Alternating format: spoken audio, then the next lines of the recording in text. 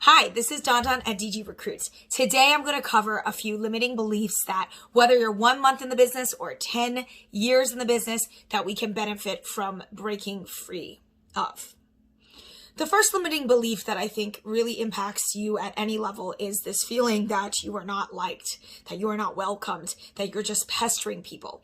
Obviously, as a salesperson, especially if you're headhunting people with perfectly fine jobs, and you're also calling up companies that, probably have their own ways of recruiting people without you, to insert yourself in the process is the name of the game. It is how we make money.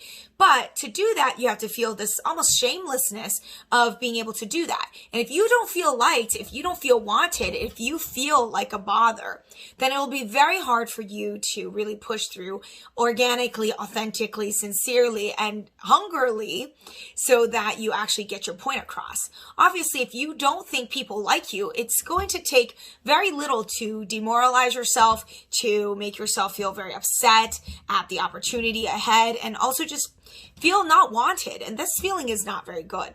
So the first limiting belief is absolutely this feeling of not being wanted, not being good enough, not being liked, not being welcomed. This is your core sort of issue. This hinges upon our ability to do sales calls, to do catch-up calls, to even text message people, right? The second point is everybody's too busy and I don't want to bother them. This is the constant issue with salespeople, right? Like we have to feel, again, shameless in our almost like impenetrable self-confidence of constantly reaching out to others and just not feeling like, again, going back to point one, that people don't want to hear from us, that people don't want you to text message, don't want you to cold call. And that limiting belief is literally going to cut into your day-to-day behaviors. If you can't call, if you can't message, if you can't cold call, if you can't dial through the main line, if you can't do any of those things, how are you supposed to do your job, right? Are we just supposed to live off the job boards? Of course not. The best candidates are the ones that you have to dig really hard for, and the ones that you really have to prospect. And there's no better way of prospecting than old school, hitting the phones, messaging, pummeling, right? Our usual go-getter energy, right? So number two is we have to insert ourselves in the process and realize that it doesn't matter what format we reach out to people, we need to do our job, and the more aggressive, the better, because unfortunately, that's what it's going to take to move people along the way. Number three, I'm not experienced enough. I'm not good enough. I'm not X enough, because you've been in the business for X amount of years, or because you don't know everything there is to know about the client, or because you don't have the job rack yet in your hands and you may get a job, and why should you call candidates if you don't have any jobs on, right? All these limiting beliefs of I'm not good enough, or I don't have enough experience, or I don't have enough jobs, I don't have enough X, therefore I can't tangibly do my job, I can't reach out to people. Guess what? When you start a new business and you're starting a recruitment agency from ground up, that's what it's going to be every single time. You're not going to start off with a bunch of jobs laying around for you to sell. You're not going to start off with a whole team of recruiters willing and able to fulfill your racks, right? This business at the very core is an act as if business. It's a business that you have to deliver on any piece of the job. Right? This is our job. Our job is multi-dimensional. It is complicated. There's multiple pieces to this job to get a deal done. And at the end of the day, if you can't roll up your sleeves and do it yourself, there is no real way forward, right? So the fact is, it doesn't matter what you have. You need to be able to deliver it, and the confidence to say that you can, so that you can win the trust and the opportunities that you really want for yourself. Lastly, the limiting belief of I don't have enough time, or I don't want to do that, there's no point, right? This candidate's not going to go anywhere, or this job's not going to go anywhere. All that kind of naysaying is really just an excuse for you to make free time for yourself, or to do less work, or to not put yourself out there. Whatever it may be, all of that is just negative energy that's going to drive you further and further away from the goal that you're trying to achieve. Right? And this is a good time to just remember and remind yourself, what is your why? Right? 2020, the great thing about this year, as horrible as it's been for so many of us in so many ways, the best thing about it, and the only good thing about it, is it makes you really think about why you do what you do, and how badly do you actually want to make that money. And this is a good reminder for all of us, right? Like, how badly do you actually want to make the income? And is this the right career for you?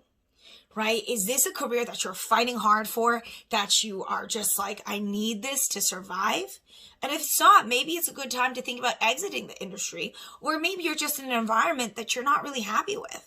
Maybe your bosses don't really appreciate you. Maybe your market isn't the best. Maybe you're not really passionate about what you recruit for, even though you're good at the job.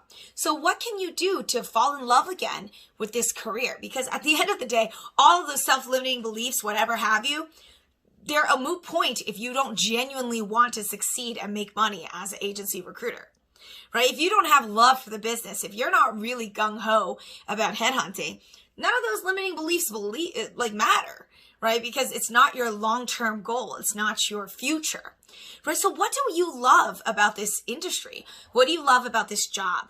For me, it's the power that I have as an independent person, where I don't have to work in an office per se of a Joe Schmo recruit, like a company, and be like their internal recruiter. Like, I really don't like that job, because to me, it's very suffocating. I will have to play by other people's rules. I have to be super PC. I'll have to be a team player and all that. I really like the freedom of being able to support multiple companies at once and never have to really deal with the internal B crap and the politics that exists in any given company. I like that freedom. So from an egotistical perspective and the freedom aspect, I love it. From the financial perspective, obviously it's awesome.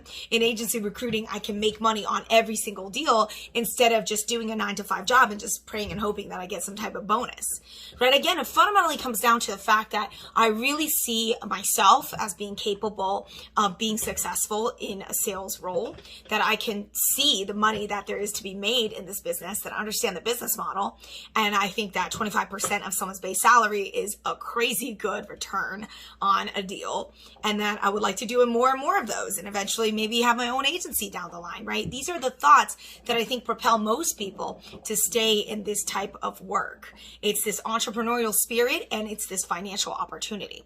So if you feel disconnected for whatever reason, from a motivational standpoint, from a capability standpoint, from just not being in the right environment, I highly suggest you to find the people that are going to help you identify how to move ahead in your life and be more motivated and live up to your best opportunity. Because I do think that the full human potential of what you have is very special.